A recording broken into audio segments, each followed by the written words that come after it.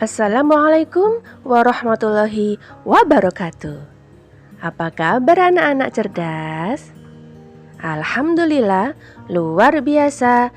Tetap semangat, terus belajar. Allahu Akbar. Yes, yes, yes. Belajar seru dengan semangat yang baru. Anak-anak kelas 5 yang hebat, pada hari ini kita akan belajar bersama tentang tema 1, organ gerak hewan dan manusia, subtema 3, lingkungan dan manfaatnya, dan kita telah sampai pada pembelajaran yang kedua. Anak-anak masih semangat kan? Coba ibu pengen lihat nih semangatnya. Untuk membuktikannya, ikuti permainan berikut ini. Nama permainannya adalah tebak warna untuk melatih konsentrasi otak kalian. Caranya adalah anak-anak mengucapkan warnanya. Jadi bukan membaca tulisannya. Sekali lagi, mengucapkan warnanya bukan tulisannya ya. Contohnya biru, ungu, hijau.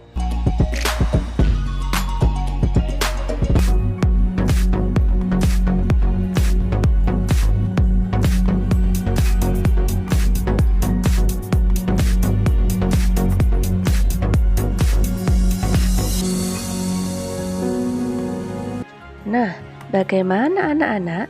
Kalian sekarang sudah bisa fokus kan? Sebelum kita mulai pembelajaran, marilah kita berdoa terlebih dahulu sesuai dengan agama dan kepercayaan kita masing-masing. Berdoa dimulai. Berdoa selesai. Tujuan pembelajaran kita kali ini adalah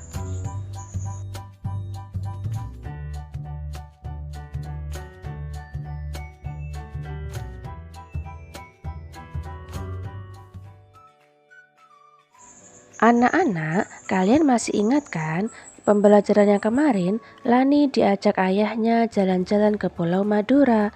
Di sana Lani melihat pengrajin gerabah.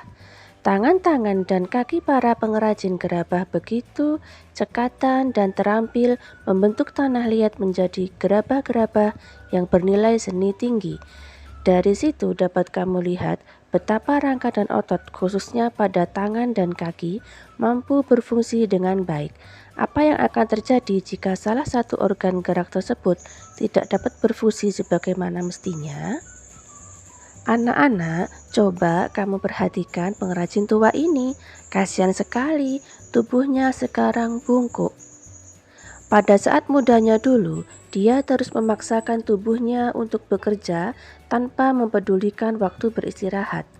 Sejak muda, dia sudah jadi pengrajin gerabah. Waktunya dihabiskan untuk selalu duduk membungkuk membentuk gerabah-gerabah pesanan. Dia rajin dan bekerja keras, namun sayangnya dia melupakan waktu untuk beristirahat. Pada akhirnya, kini tubuhnya menjadi bungkuk. Nah, anak-anak, Bapak ini telah mengalami kelainan tulang. Yuk sekarang kita belajar macam-macam kelainan tulang. Kelainan pada tulang yang pertama adalah fraktura atau patah tulang. Yang kedua, fisura atau retak tulang. Ketiga, osteoporosis. 4, lordosis. 5, kifosis. Dan yang keenam adalah skoliosis. Fraktura dan fisura biasanya disebabkan karena kecelakaan. Osteoporosis terjadi karena pengerobosan tulang. Lordosis, kifosis, dan skoliosis disebabkan karena sikap duduk yang salah. Selanjutnya, agar kalian lebih memahami, simak penjelasan berikut ini.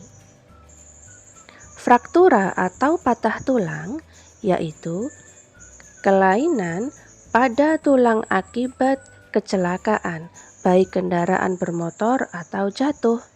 Fraktura dibagi menjadi 2 bagian, yaitu 1, fraktura yang tertutup atau patah tulang yang tidak sampai merobek kulit atau otot. Yang kedua, fraktura yang terbuka atau patah tulang yang merobek atau menembus kulit atau otot. Anak-anak cerdas, perhatikan gambar berikut ini. Pada gambar yang pertama, ini adalah contoh tulang normal. Selanjutnya, gambar yang kedua, tulangnya sudah patah, tetapi patah tulangnya tidak sampai merobek kulit atau ototnya, sehingga disebut sebagai fraktura yang tertutup.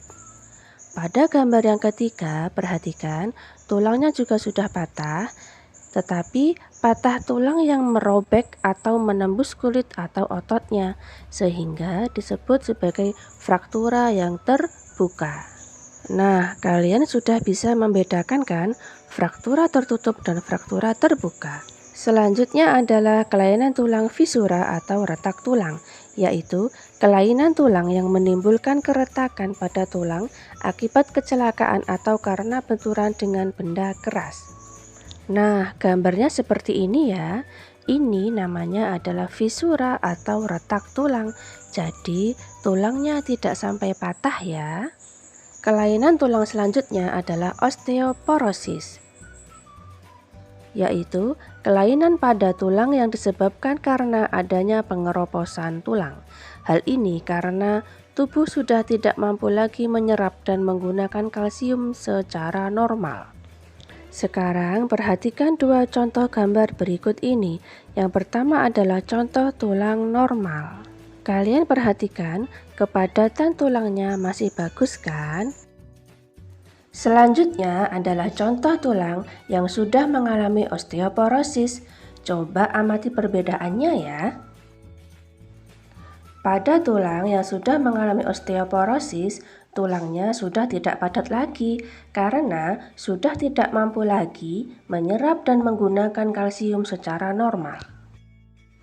Selanjutnya adalah lordosis, yaitu kelainan tulang belakang yang melengkung atau bengkok ke depan. Nah, ini contoh gambarnya anak-anak. Jadi ini adalah kelainan tulang belakang yang melengkung ke depan. Selanjutnya adalah kifosis, yaitu kelainan tulang belakang yang melengkung atau bengkok ke belakang. Nah, ini contohnya anak-anak. Dan yang terakhir adalah skoliosis, yaitu kelainan tulang belakang melengkung ke arah samping atau seperti huruf S. Nah, ini contohnya. Kelainan tulang lordosis, kifosis, dan skoliosis disebabkan karena sikap duduk yang salah. Agar terhindar dari penyakit tulang tersebut, kita harus membiasakan sikap duduk yang benar.